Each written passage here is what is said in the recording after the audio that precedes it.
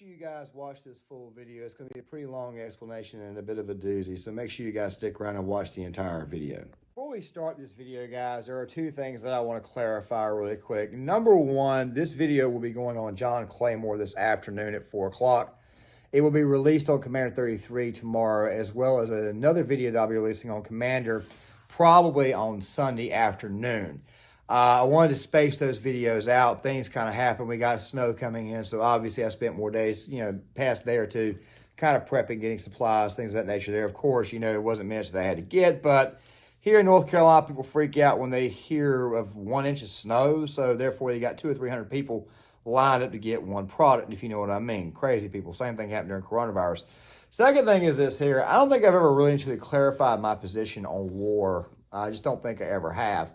There have been some things that I've said before where I've thought that, okay, a war here just would not be worth it. In some cases, I might be pro it, et cetera, et cetera, et cetera. But I think that I need to go ahead and give you my actual honest-to-God position before we talk about Russia and Ukraine or the possibility. But by the way, guys, I still maintain my actual position on what I think is going to happen. And I'll dive further in that here in a second. But you see, I'm in favor of the right wars. You see, fighting war is a very, very dangerous game. Even if you have the most powerful military in the world, it's not that great of a thing to have the most powerful military in the world if you have an idiot in charge of it. You see, that idiot right now, of course, is Joe Biden or the people who are handling him. I personally think it's mostly Obama people. Susan Rice, Anthony Blinken, these are all holdovers from Obama's second term. All you got to do is just look it up. And I think that when you go to war with a country like Russia, who for the most part is in fact a regional power, but a very, very big regional power, you have to take caution before you do anything and not do anything stupid. And I think when you have a 79-year-old man who obviously his mind is not right, and you think that he might get grandiose ideas. Like, for example, earlier today, I heard that people in the Obama administration said we should put troops on the ground. I disagree with that. You see, if anything happens in Ukraine, let's just say we put troops on the ground, I'm going to be against that. However, if our troops are to get killed, then I'm going to say, okay, escalate the war because we don't want to see Americans get killed in this conflict or this conflict that could be occurring. Now, before we dive deeper, I want to go ahead and tell you guys there'll be a few links in the actual description box of this video. One will be to Commander 33. The next will be to a few historical events because there's one thing you don't want to do is you don't want to fight Russia in Russia. Ask Hitler about that. Ask Napoleon about it. It's never a good idea to do so. I mean, even the Tartar invasion with the Khan actually held Russia for a long time. They eventually fell apart. Sweden also invaded Russia at one point in time. They fell apart. And of course, if you go back in history and you look at the first Crimean War, even though Russians lost, they did go back in there, I think, 20 some odd years later and retake it. You guys see what I'm saying? Now, before we dive into this, make sure you guys hit that like button. Make sure you guys subscribe. Make sure you guys share the video. Sound off in the comment section. Let's go ahead and dive into this. So, essentially, this entire conflict breeds, I guess, idiocy. You see, my thinking is that Vladimir Putin is not entirely scared of the United States and the United States military because of the fact that, well, this guy right here is in charge. So let me go ahead and roll this. Russia will be held accountable if it invades, and it depends on what it does. It's one thing if it's a minor incursion and then we end up having a fight about what to do and not do, etc. Now, whether or not, I think that, how can I say this in a public forum? I think that or maybe he's not in charge. Either way, though, Putin is not exactly scared by that. You see, when you have strong leadership, countries like Russia or China will be less inclined to rip you off or do things like this. By the way, right now it's 50 BTGs. These are battalion tactical groups that the Russians have deployed, about 900 troops apiece, somewhere right around 230,000 men. Now, what I'm trying to figure out at this moment in time is that are these men conscripts or are these men non-conscripts? You see, a few years ago, Russia's military was 2/3 conscripts. Matter of fact, I don't think they switched from 2/3 conscripts to all active duty right away. Of course, if they're conscripts, that means they're essentially draftees. They really and truly don't want to be there. But I still believe the bigger play for Russia is to go after a country like Azerbaijan or Armenia or, of course, Kazakhstan. As one of my subscribers reminded me before in a video that I made, I left the detail out. Kazakhstan is a country with heavy amounts of depleted uranium. very, very uranium rich. The Middle East, of course, is oil rich, and Russia right now is oil rich and natural gas rich. However, their overall economy, once again, is about the size of New York. So it's not a good idea to get into a ground fight with them when they've got a big military, especially over Ukraine. However, there's one thing I've not done on this channel, and that's present enough solutions. You see, in my honest to God opinion, this entire thing could be sidestepped if NATO would allow Ukraine to actually join.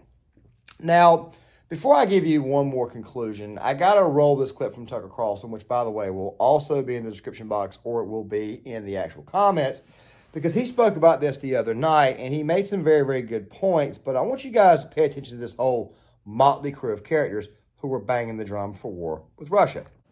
In Washington, the territorial integrity of the United States means precisely nothing. Walls are racist. We're a nation of immigrants. But the territorial integrity of Ukraine, that is something we must fight for.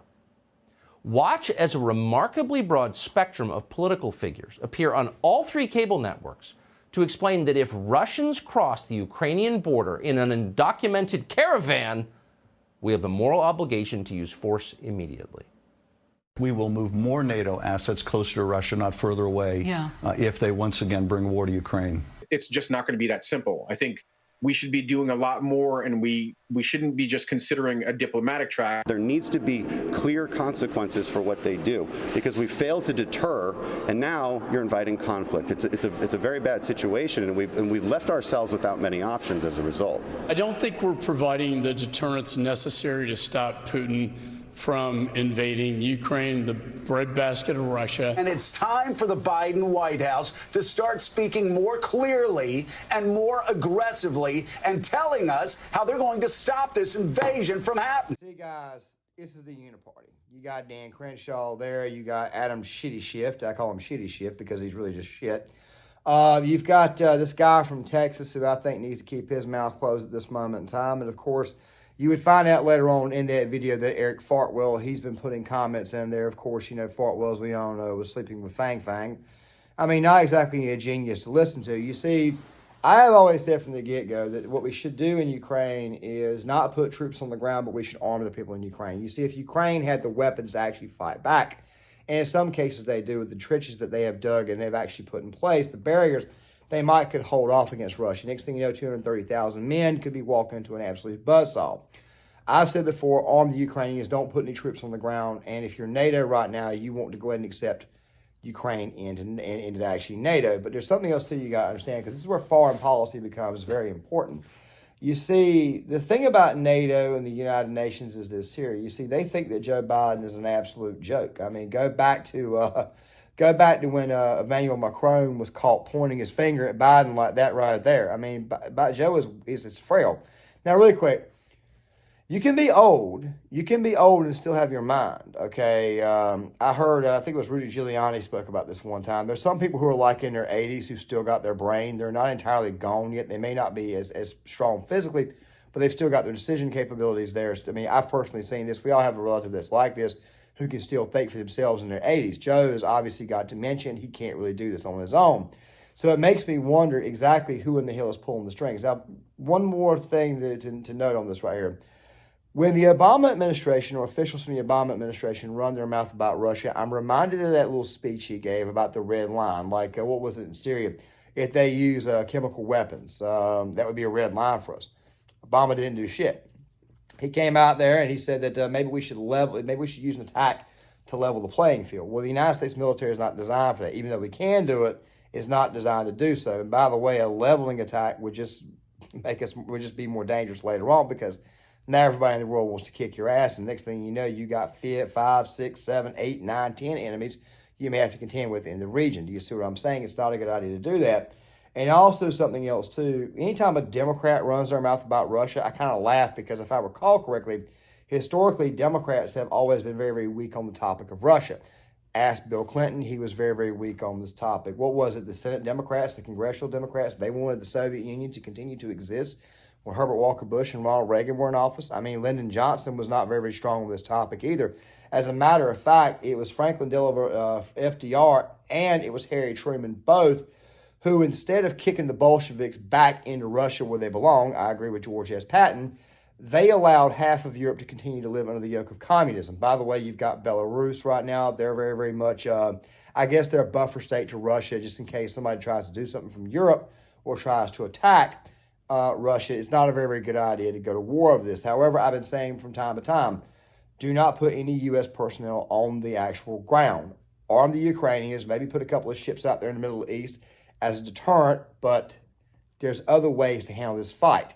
As I've said before, Ukraine, what they should do is the Ukraine should go ahead and try to join NATO, and NATO should let them join. If you do that, Putin would be less inclined to actually attack. Even though I've been saying from the get-go, I think Kazakhstan, I think the rest of the Middle East, and I think Azerbaijan and Armenia are the true targets, and this right here is really just a decoy.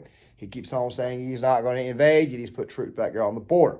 He's pulling troops off, putting more troops on, putting troops in other areas, which tells me there could be a bigger operation going on. Don't get fixated on the Ukraine. The Ukraine is not exactly a big country. It's not exactly a rich country. You see what I'm saying? Also, something else, too. Biden's Ukraine dealings, or Hunter Biden's Ukraine. By the way, I think I'll make another video at a later date on that right there. I can't stress it enough. This right is the one thing that could get Joe involved, but at the end of the day, I don't think Joe Biden is going to do anything there, even though if he is to do anything there, it would be very, very stupid. It'd be dumb.